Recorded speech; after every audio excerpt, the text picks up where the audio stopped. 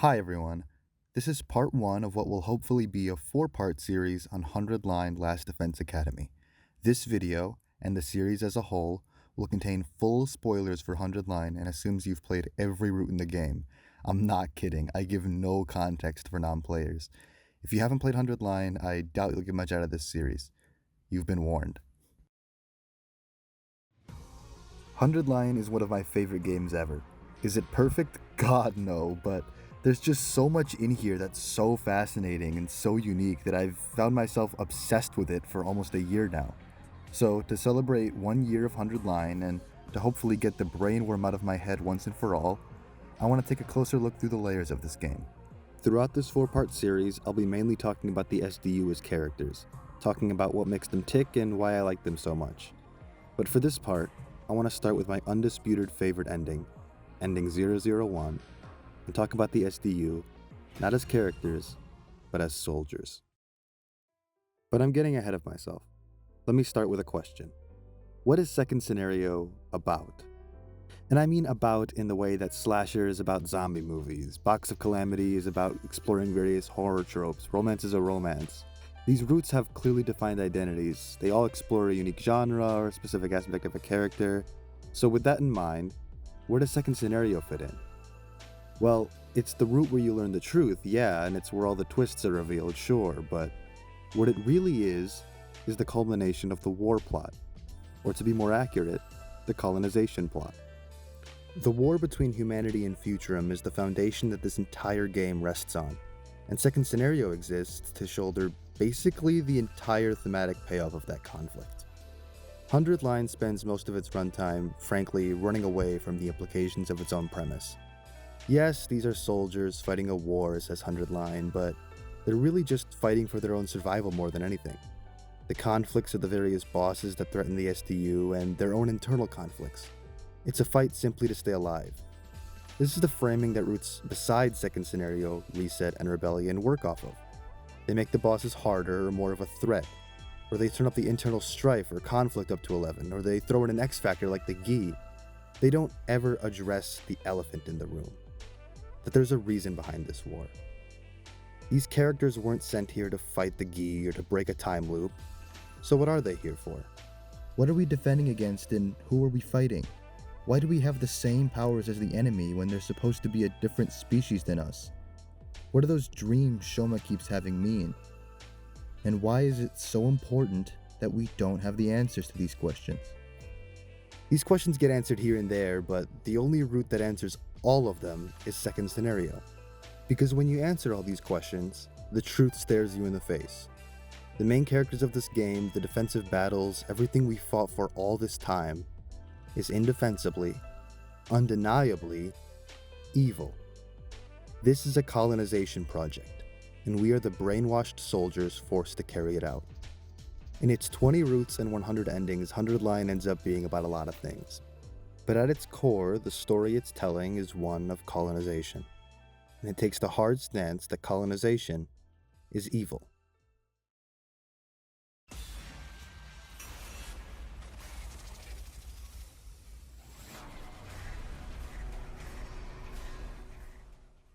Hundred Line, just by virtue of its subject matter, ends up being a deeply political game by default.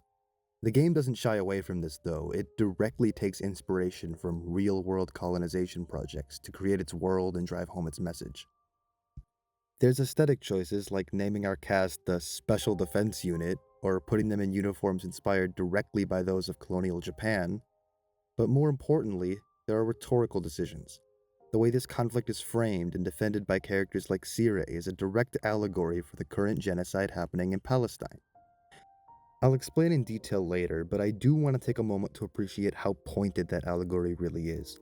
It's been said that 100 Line is just telling a story about colonization in general, not really pulling from any particular conflict, but if you know a lot about the modern genocide happening in Israel, it's very obvious that 100 Line is taking direct inspiration from that and using some pretty direct allegories. But what makes 100 Line so unique is that it's not just trying to use these allegories to tell a colonization is bad story. It's trying to answer a much more uncomfortable question. It's a question all of us had in school but didn't really get a satisfying answer to. When we look in our history books and learn about the atrocities that happened all over the globe, whether it was by your country or to your country, and that feeling of pure disgust enters you and you just wonder, how could something like this happen? 100 Line, and Second Scenario specifically, exists to illustrate that how. How everyday people like you and me can become the agents of some of the worst crimes ever committed in history. The members of the Special Defense Unit are all unequivocal monsters for what they've done throughout this game, and the game goes to insane lengths to hammer this into your head. Now, when I say that, your first instinct might be to say, well, they didn't know. They were raised and brainwashed to believe the exact opposite. They literally saw their home getting invaded and were just told to defend themselves. Which is exactly how colonization operates. People born into colonial countries are always raised on lies, and they grow up believing those lies. For Imperial Japan, the lie was that they deserve the land more than the people they're taking it from. And for Israel, the lie is identical to the ones told to the SDU. Children born there are told that there was a land without a people, and that they are a people without a land. And that the Palestinians, the original people born there, are invaders. You can also say, but the SDU is 17. Is it really fair to call them evil? To say that they're monsters? And no, it's not fair. They too are the victims of colonization. The Israeli Defense Force has a mandatory military service starting at age 18. Teenagers are preyed upon by colonial empires because they're old enough to fight, but too young to have a defined moral compass that would stop them from fighting. They're both capable and gullible, perfect to exploit. The Exodus project of 100 Line takes this even further. Nobody in the SDU is older than 18, and Ima and Kako are 15 at most. But, at the same time, the game goes out of its way to show you how easy it was to know that the SDU is wrong.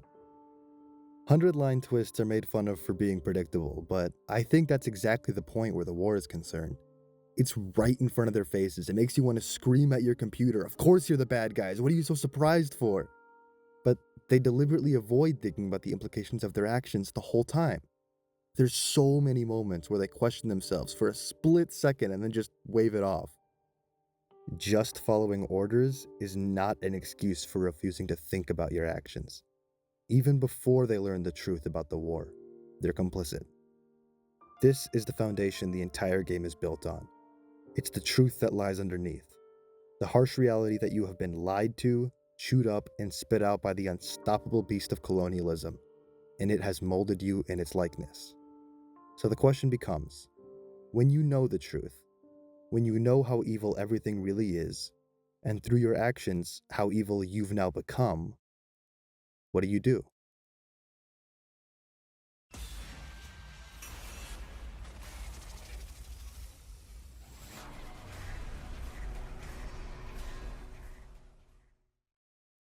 So it falls to the truth route, as Second Scenario is often called, to actually grapple with the consequences of this political foundation, and what it means for the characters we've grown to love.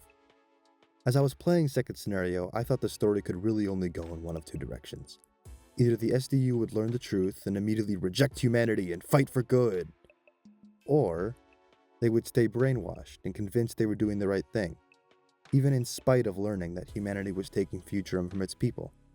I thought that because that's what happens when the lie is exposed in real colonialist societies. The soldiers invent some other reason to still be in the right. They either dehumanize their enemies or say that their cause is so great that it's worth the cost, or deny their wrongdoing in the first place. But where 100 Line really took me by surprise is how eagerly and forcefully it shuts all these doors. This is the truth route. Nobody is going to be in denial anymore. Second Scenario dedicates itself to systematically destroying every excuse the colonizer can have for committing the crimes that he does, and seeing what's left.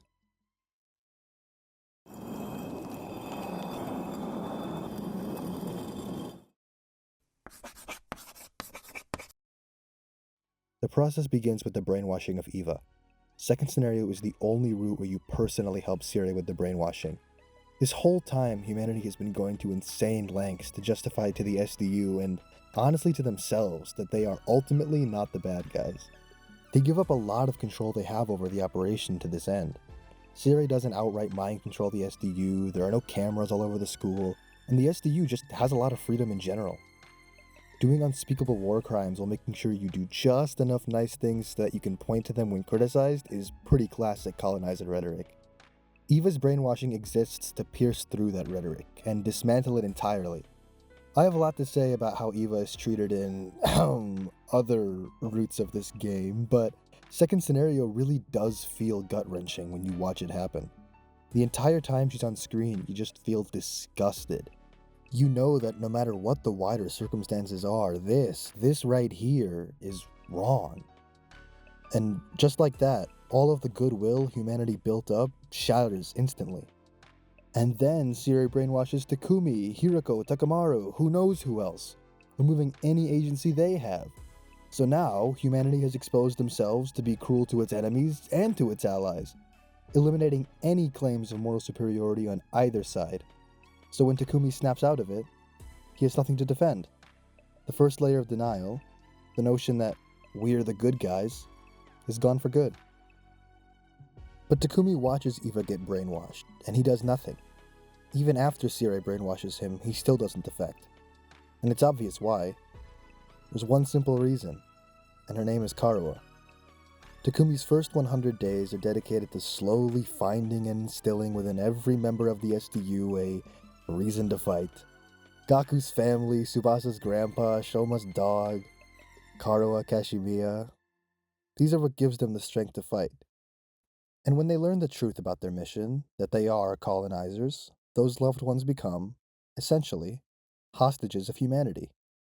If you betray humanity, how do you know your family's going to be safe? It's likely they're not going to be. If you betray humanity and humanity loses, either humanity will make their lives hell out of revenge, or they'll starve off with the rest of humanity. If your loved ones are part of a genocidal superpower, they don't stop being your loved ones. That's why a lot of colonists in real life continue to commit the indescribable crimes they do, because, at the end of the day, they have too much to lose. The future of humanity isn't at stake, it's the future of your family. So shoot that child in the head, kill that surrendering prisoner, it's for your family at the end of the day. But what if you didn't even have that? What if it was possible to shatter even that excuse?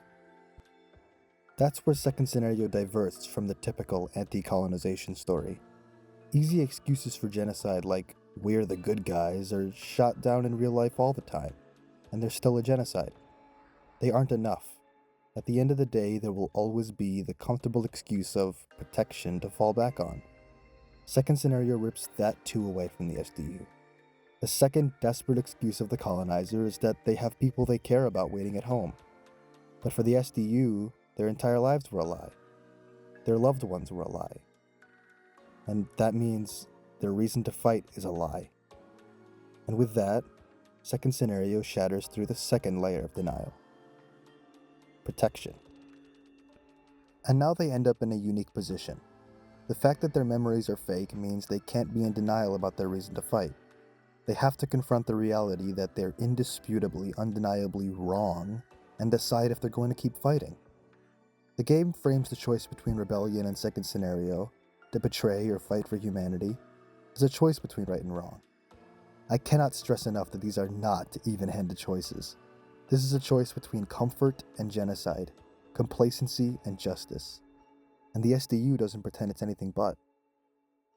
When you choose to fight for humanity, the SDU has resolved to stop lying to themselves. They know they chose themselves over millions of innocents. If you talk to Sire in the free time events after choosing to fight for humanity, he'll try to tell you stories about all the people you're saving.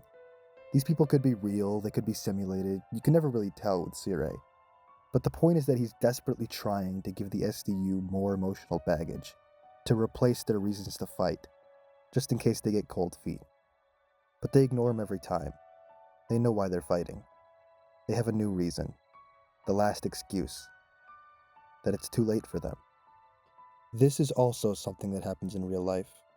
It happens to those few soldiers who can't take it anymore, who can't lie to themselves and know what they're doing is wrong, when even their loved ones aren't enough, or if they don't have loved ones. They tell themselves, it's too late for me. Even if I switch sides and betray who I've been working for all this time, I'll never be accepted by the enemy. I've done too much. I'm too guilty. So I might as well continue.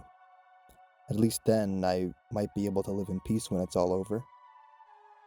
This broken logic is the last scrap of reasoning the genocider has. The selfish desire to live comfortably, to have a peaceful life where nothing happens. The SDU isn't happy about this conclusion they've come to, but they're truly convinced that it's the only way they can live in peace. They see the path to redemption is completely closed to them, and they don't have the bravery to fight back in spite of that. Of course, we know, because of rebellion, that this mindset of theirs is a complete lie. All they need is a little bravery. But unfortunately, the second scenario mindset is a common one. It's the mindset of the colonizer. But second scenario will not let a single excuse fly, not even one as base and simple as "I'm doing it for me." There's one more illusion to shatter. It's harder to be selfish than you think. In the back of your mind, you'll always tell yourself that there are innocents that'll get saved by your actions. I might say that I'm doing this for selfish reasons, but is it not true that people will be saved anyway? What about those kids Siri was talking about, the ones that didn't do anything wrong? In the back of their minds, the SDU was bluffing. The words of Siri and Nozomi did get to them. They do, on some level, care about humanity. So, they're lying to us. They're bluffing about being selfish. Let's call that bluff. Is that a missile? It can't be. I call this event the bad ending!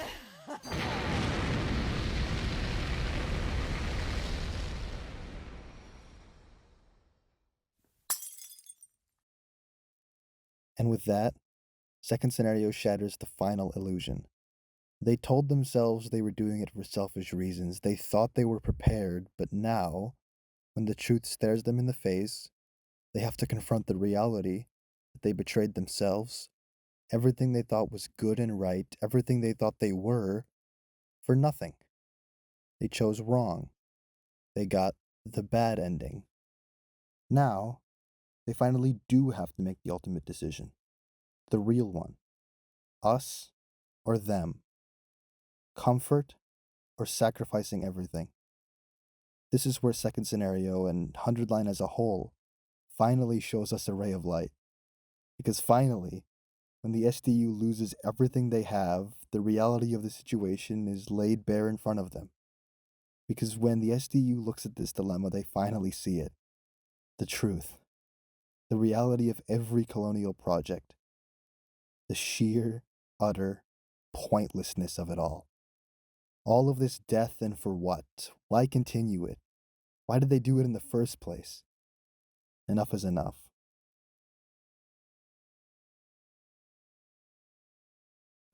The ending of second scenario never should have happened. They messed up 2 choices ago when they decided to fight for humanity. They could have stopped their bloodshed at any time by not letting these excuses for genocide control them, by breaking the illusion themselves. But this time, they can't go back 100 days. They didn't snap out of it themselves. They had the denial forced right out of them. And now there's nothing left but the truth. They have to make it right. And so the ending does happen.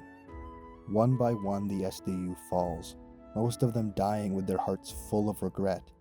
These are not noble deaths because this is not a noble ending. This is a group of initially unwilling, then willing participants in a genocidal project of a global scale, finally choosing something bigger than themselves. They are taking back the only thing they have, their lives and their freedom, and giving it back to the planet they wronged. And when it's all over, when Takumi Samino was talking to the last survivor of the human race, he tells her the truth. That thing they told themselves, that even if they fought against humanity, they'll never be accepted, it's a lie. She can be understood. They can be understood.